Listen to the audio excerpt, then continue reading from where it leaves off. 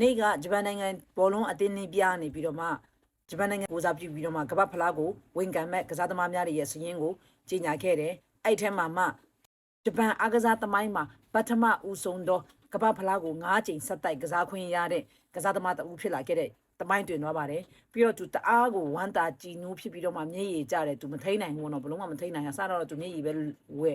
မျက်ရည်ပဲလဲသေးရနောက်ပိုင်းကျတော့သူဘလုံးမနေနိုင်တော့လို့ဘတ်ထဲနဲ့ပြေးရှံပြီးတော့မှငိုချပလိုက်တာအဲ့ဒါကိုကြည်ချမ်းအဖြစ်ကျမတို့လည်းမျက်ရည်ဝဲရတယ်နော်ဘာလို့လဲဆိုဘောလုံးကိုချစ်တဲ့လူနဲ့ဒီဘောလုံးကိုတစ်သက်လုံးကစားတဲ့လူတွေပဲရင်မချင်းတူတဲ့လူပဲနားလည်နိုင်တာအဲ့လိုပြောလိုက်လို့ကျမကလေးကမ္ဘာနိုင်ငံရေးတွေဒေါ်နယ်ထွန်းနေအီရန်အစ္စရေးဒီဂျပန်နိုင်ငံတည်င်းတာတွေပဲပြောနေလို့ကမ္ဘာဘောလုံးတင်းနဲ့လက်စိတ်ဝင်စားလို့မထင်ကြနဲ့နော်ကျမကို TikTok ပေါ်မှာ follow လုပ်ပေးခဲ့ကြတဲ့လူတွေကျမအရင်အကောင့်ဟာ3 million အကောင့်ဟောင်းမှာလဲဂရေကကျမဘဒုဖန်လဲကျမဘောလုံးနဲ့ပတ်သက်ပြီးအဲ့လိုပေါ့နော်တခါတလေပေါ့ကျမကြုံတယ်လို့မျိုးဝင်ကားလေးရှိတယ်ဝင်ကားလေးရှိတယ်ဆိုတော့ကျမကြည့်ရတဲ့သတင်းနဲ့ပတ်သက်ပြီးမှကျမဘဒုကိုကြိုက်တယ်ဘလိုလေးတွေရှိတယ်ဆိုတဲ့ဟာလေးကိုကျမကကြုံတယ်လို့ပြောတာပေါ့နော်စက်တိုက်ကြီးတော့မပြောဘူး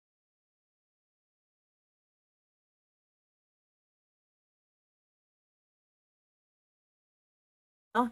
နာဂတိုမိုရွေးခံရတယ်သူအရန်ပြောတယ်ပြီးတော့သူနဲ့သူ့ကိုရွေးရချင်းရဲ့အကြောင်းရင်းကဘာဖြစ်လို့လဲဆိုရင်သူ့ရဲ့နီးပြကြီးကပြောတယ်ကျွန်တော်တဲ့သူ့ကိုကြည့်လိုက်တဲ့အချိန်မှာတဲ့သူက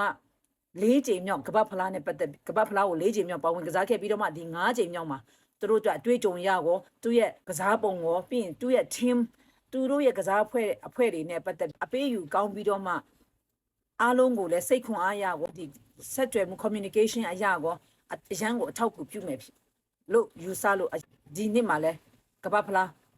ကိုဝင်ပြိုင်မှုအတွက်ကစားသမားတို့သူ့ရွေးကောက်ရခြင်းဖြစ်ပါတယ်တဲ့အဲ့လိုပြောတယ်ပြီးတော့တဝမ်းတာတဲ့တချို့လူတွေကတော့သူ့ကိုပါမလားမပါဘူးလားရွေးချင်းခံရမလားမခံရမလားဆိုပြီးရန်စိတ်ဝင်စားနေကြတဲ့ထဲမှာသူကတော့အသက်39နှစ်ပြည့်ပြီးတော့မှ40တဲ့ဝင်နေတာပါ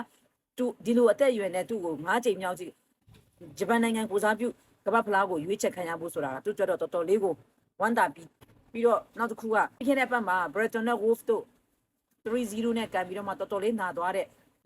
မီတိုမာကတော့သူတို့ရွေးလိုက်ပါဘူးသူ့ကိုဘာလို့မရွေးလိုက်လဲဆိုလို့ရှိရင်သူဒီတစ်ခေါက်ချိခိုက်တိုင်ရတာတွေကတော်တော်လေးနားရမယ့်အနေထားလည်းဖြစ်နေတယ်ပြီးတော့သူကကစားသမားကောင်းလဲဟုတ်တယ်သူ့အနေနဲ့သူ့လိုတိကျရလေနော်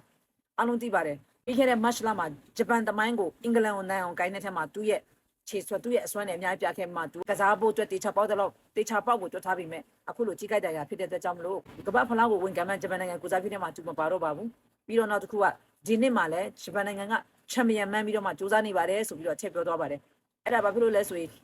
ဂျပန်နိုင်ငံကအခုဒီနေ့တွေထဲမှာတော်တော်လေးကိုတိုးတက်လာပြီနော်ပြတဲ့4 နှစ်10 နှစ်ယူရိုဖလားအဲ့မှာလည်းကြည့်လိုက်ဘယ်လ်ဂျီယန်တို့နဲ့သူတို့ကန်တဲ့စကေးတွေတီးပဲပြီးရင်ပြီးခဲ့တဲ့4 နှစ်ကမ္ဘာဖလားမှာလည်းဂျပန်နိုင်ငံလည်းဆီမီဖိုင်နယ်